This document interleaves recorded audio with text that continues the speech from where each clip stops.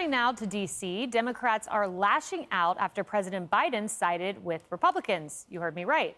Agreeing to sign a resolution to cancel a proposed D.C. crime bill that would have reduced prison sentences and made it easier to commit crimes in the nation's capital. That makes sense.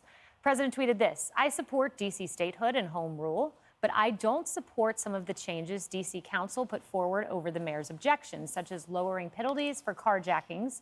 If the Senate votes to overturn what D.C. Council did, I'll sign it." The reaction from the president's party was fierce. One unnamed House Democrat telling The Hill, quote, "The White House bleeped this up royally," calling it bleeping amateur hour, and adding that Democrats are, quote, "extremely pissed." And squad member AOC, Alexandria Ocasio-Cortez, expressed her outrage too, tweeting this: "This ain't it. D.C. has a right to govern itself like any other state or municipality. If the president supports D.C.'s statehood, he should govern like it. Plenty of places pass laws the president may disagree with. He should respect the people's government of D.C. just as he does elsewhere."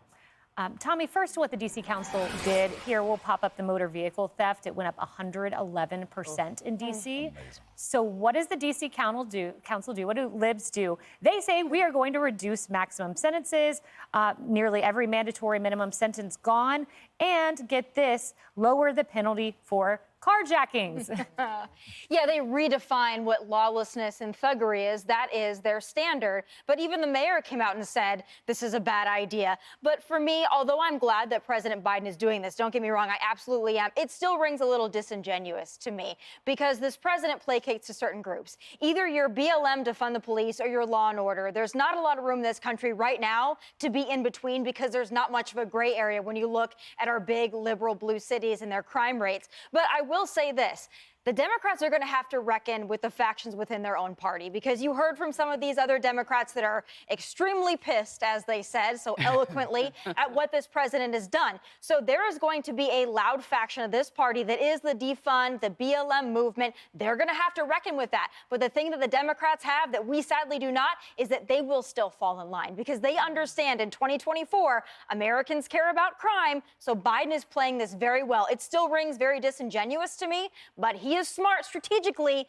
and we know that the squad and the others, they will fall in line, as Democrats always do. Harris, it is disingenuous because the White House put out a statement saying, you know, we're going to veto this, essentially, and then they did an about-face.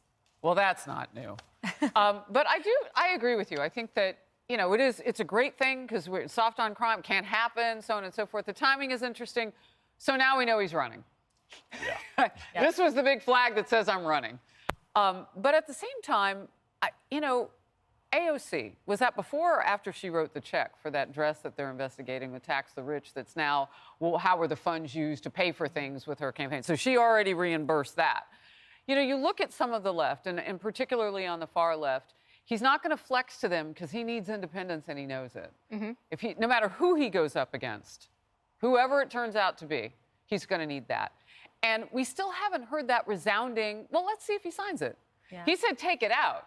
He didn't say press it on through and then watch me veto it, and then the White House press secretary backs off a little bit.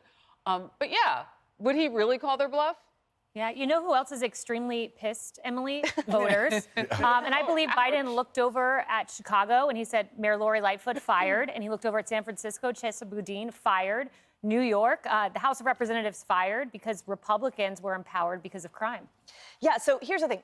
President Biden does not do anything, I think we've ascertained and can say this comfortably, without someone telling him to do it. And actually, AOC is right. She said if you actually did believe in statehood, then you wouldn't actually step in here. She's right, and that's the rub. He's placating, to your point, he is placating to that super woke left faction of his party. Yes, I believe in statehood, yes, totally. But he's also having some common sense in there, because they are seeing the writing on the wall, the majority of his party, which is that they cannot stick behind these woke libs, because that is killing people by the hundreds of thousands. So I see him as, again, just a puppet and a robot. Yeah. And it's clear his comments are disingenuous, absolutely. But I wonder who will win, because you're right, they're going to fall in line. So which will be the loudest voice come 2024? The centrist, realistic Democrats that know they have to have people that will vote for some type of law and order, or are they going to capitulate again to the four on the left? I think the centrists get it. And a lot I of said independents because you're seeing some of the Democrats now look at Kyrsten Sinema. It's not just about being a centrist now. They actually might leave the party. Right. I mean, President Biden, if you look at his whole career, it's this. It's the politics of opportunism. So if it's popular in the 90s to sign the crime bill, he'll do that. But then want to kowtow to the far left. And then now kind of thread this needle at D.C. statehood. But also, this is unpopular if I'm going to run again. This is how President Biden does politics. No principles. It's just politics of opportunism. And you see that on display yet again with what's going on in D.C. It took him 6 months to address violent crime after he became president. That shows where his priorities lie. It's election season. Hey everyone, I'm Emily Campagno. Catch me and my co-hosts Harris Faulkner and Kaylee McEnany on Outnumbered every weekday at 12 p.m. Eastern, or set your DVR. Also, don't forget to subscribe to the Fox News YouTube page for daily highlights.